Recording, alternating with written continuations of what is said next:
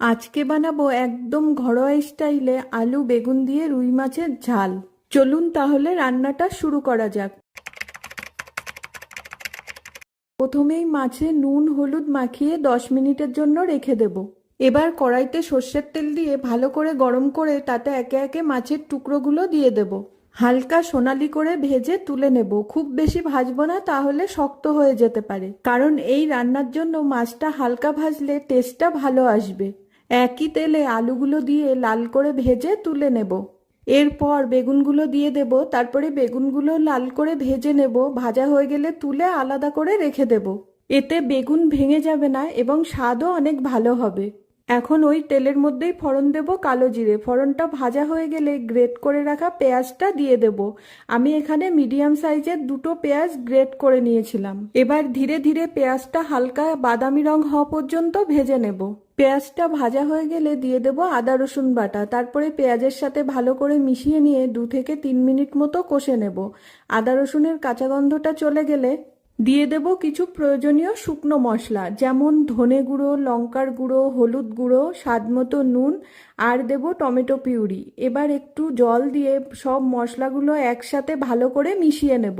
এরপর মশলাটা ততক্ষণ কষে নেব যতক্ষণ না মশলা থেকে তেল ছেড়ে দেয়। মশলা থেকে যখন তেল ছাড়তে শুরু করবে তখন আগে থেকে ভেজে রাখা আলুগুলো এই মশলার মধ্যে দিয়ে দেব। এবার মশলার সাথে ভালো করে মিশিয়ে নিয়ে 2 থেকে 3 মিনিট মতো কষিয়ে নেব। তারপর ঝোলের জন্য পরিমাণ মতো জল দিয়ে দেব। এবার নেড়ে চেড়ে ঝোলটাকে ফুটতে দেব। ঝোলটা যখন ভালোভাবে ফুটে উঠবে আর আলুটা প্রায় সেদ্ধ হয়ে আসবে তখন আগে থেকে ভেজে রাখা বেগুনগুলো এই ঝোলের মধ্যে দিয়ে দেব। এবার মাছের টুকরোগুলোও দিয়ে দেব। তারপরে হালকা করে নেড়ে চেড়ে গ্যাসটাকে লো টু মিডিয়াম ফ্লেম করে কিছুক্ষণের জন্য ঢাকা দিয়ে রান্না হতে দেব। ধীরে ধীরে মাছ আলু আর বেগুনের মধ্যে মশলার স্বাদ সুন্দরভাবে মিশে যাবে।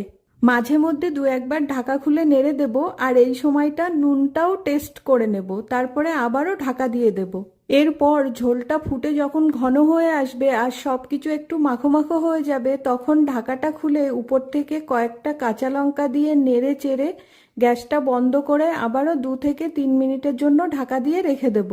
তাহলে মশলার ফ্লেভারগুলো খুব সুন্দরভাবে সেট হয়ে যাবে। তাহলে তৈরি হয়ে গেল দারুণ সুস্বাদু আলু বেগুন দিয়ে রুই মাছের ঝাল। গরম ভাতের সাথে এই রেসিপিটা খেতে কিন্তু দুর্দান্ত লাগে। একদিন বাড়িতে ট্রাই করে দেখবেন। আশা করছি রেসিপিটা আপনাদের কাছে ভালো লাগবে। ভিডিওটা শেষ পর্যন্ত দেখার জন্য সবাইকে অসংখ্য ধন্যবাদ। সবাই খুব ভালো থাকবেন। আজকের এই আলু বেগুন দিয়ে রুই মাছের ঝালের রেসিপিটা আপনাদের কাছে কেমন লাগলো অবশ্যই কমেন্টের মাধ্যমে জানাবেন। আজ আসি, আবারও দেখা হবে নতুন কোনো একটি রেসিপির সঙ্গে।